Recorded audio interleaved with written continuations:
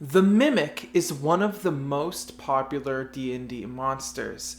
This is partly because of their low challenge rating, that means that most players are going to come across them, as well as their fun gimmick, which means that most players who have experienced them will remember them very well. You see, mimics can turn into any object and appear exactly how that object would.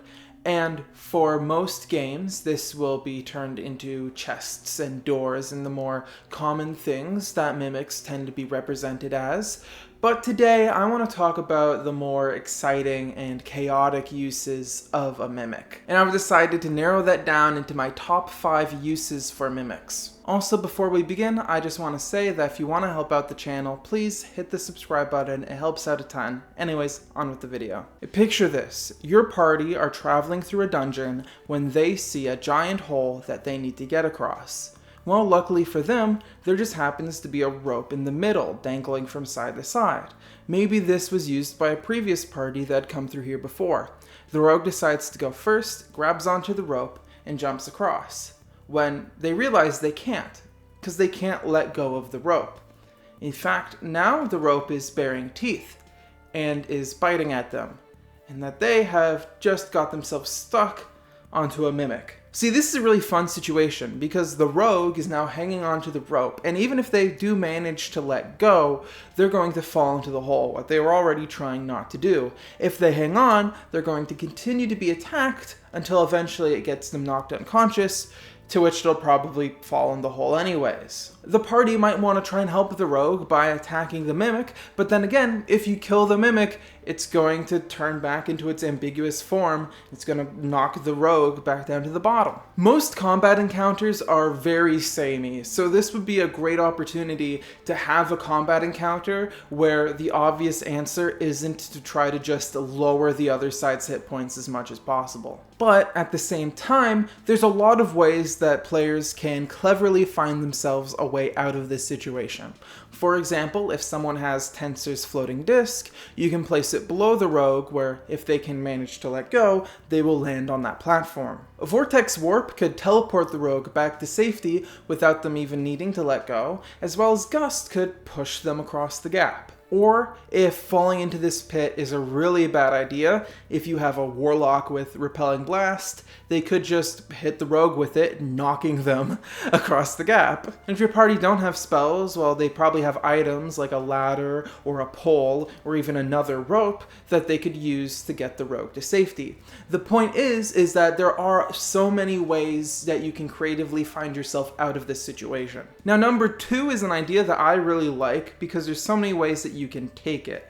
Your party are traveling again through a dungeon when they go into a room and they find an armory. Your fighter notices that there's a really cool sword sitting by the blacksmith. They go and reach to pick it up.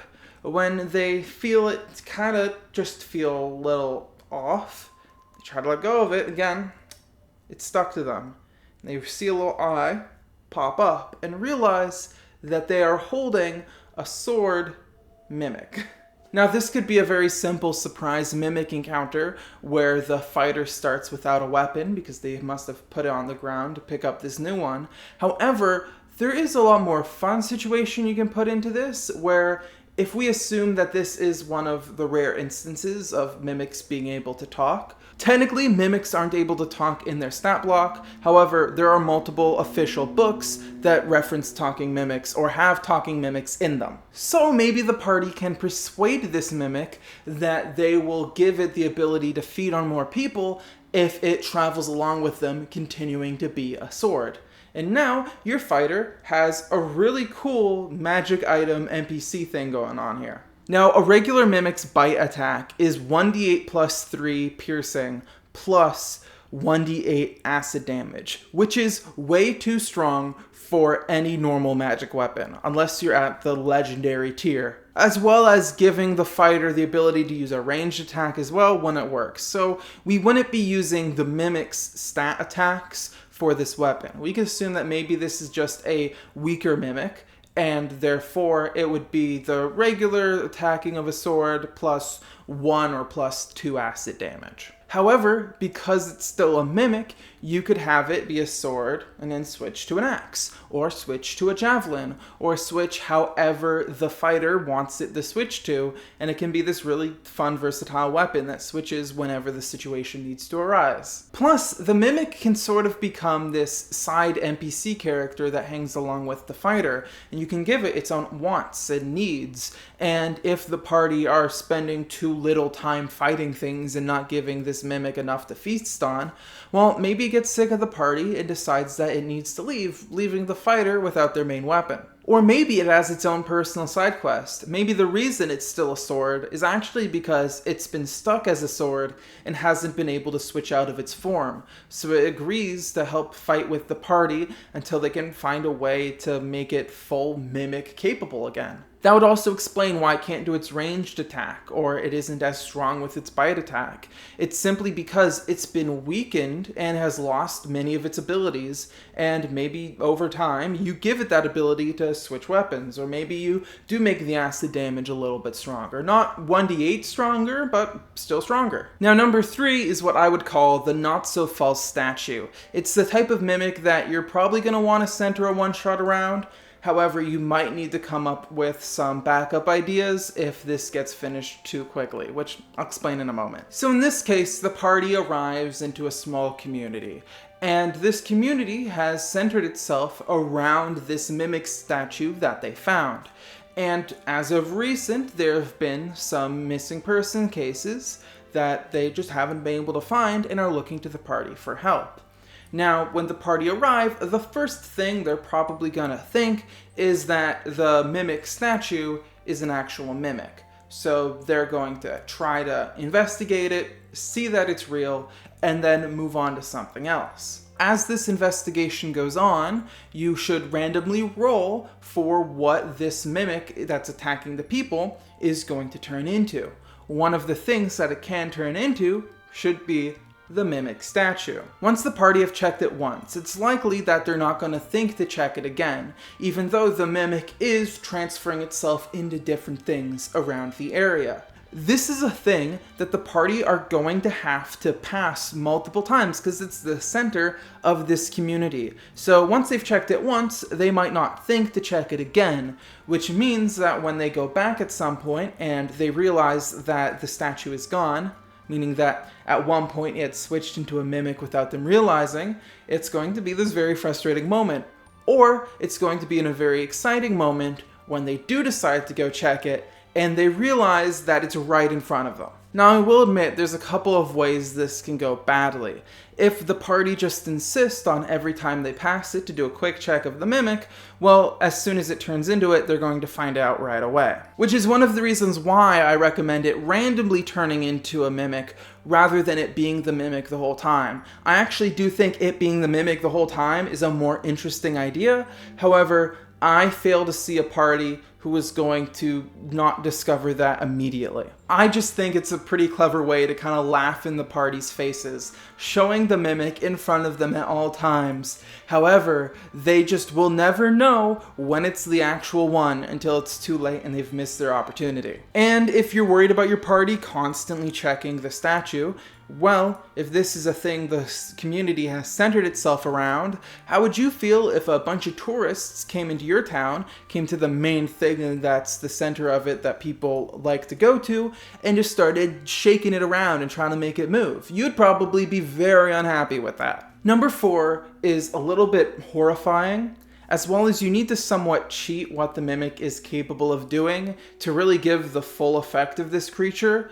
However, I think it's so good that it's worth putting in, as well as this is a video for DMs, so if I say you need to homebrew something, well, you're allowed to do it.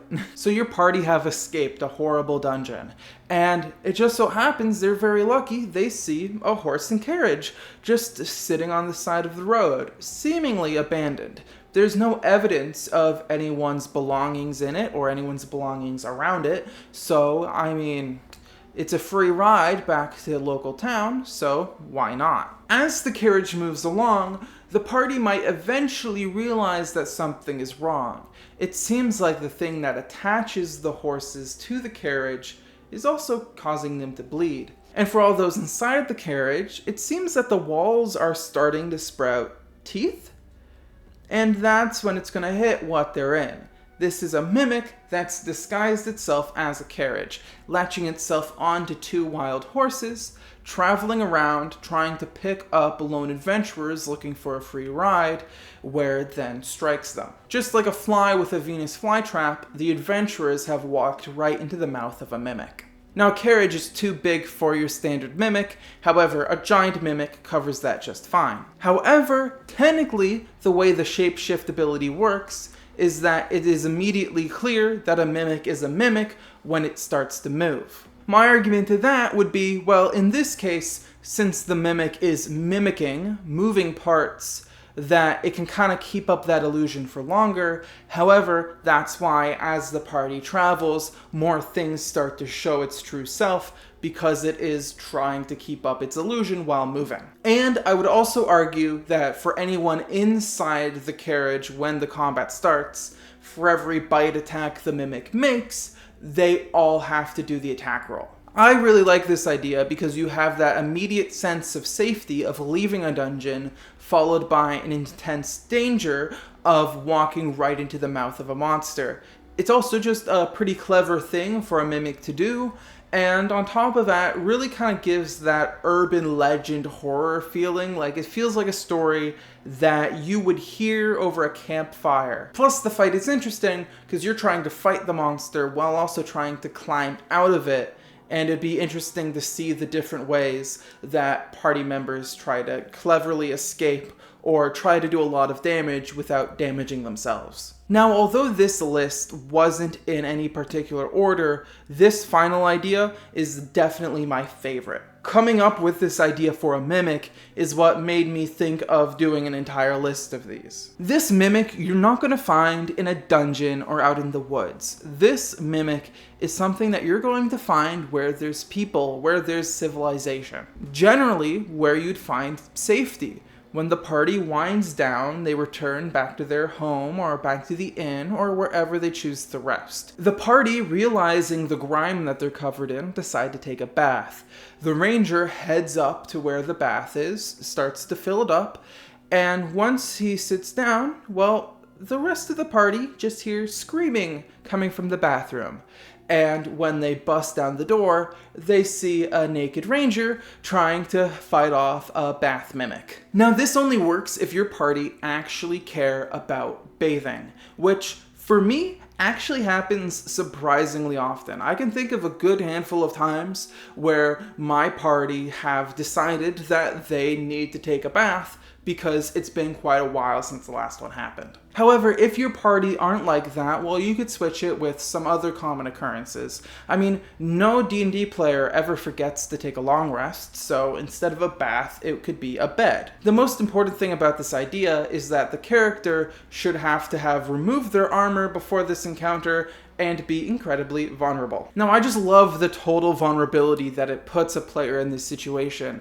They're not going to have their weapons, they're not going to have their armor or any of their items. Most likely, they locked the door to the room before getting in, so now they are fighting and crawling around for their lives as they try to go get help, or while the help on the other side has to try and kick down the door to go save them. Also, there's just an inherent hilarity to someone having to fend off monsters in the nude. This is probably the most fun to do with a character that actually needs to wear armor, because a monk or barbarian aren't going to appreciate the fact that their armor class is lower. Also, I wouldn't make this fight the most difficult. I'll probably wait until they were above the CR of a mimic before throwing this at them, just because I can't imagine having someone put tons and tons of time into a character and a backstory and having that character die fighting in the nude. Now, there are tons of crazy ideas for mimics, especially if you're willing to go the homebrew route. There's a near infinite ways you can use that shapeshift ability for fun ways. Just an honorable mention, I remember hearing on the internet somewhere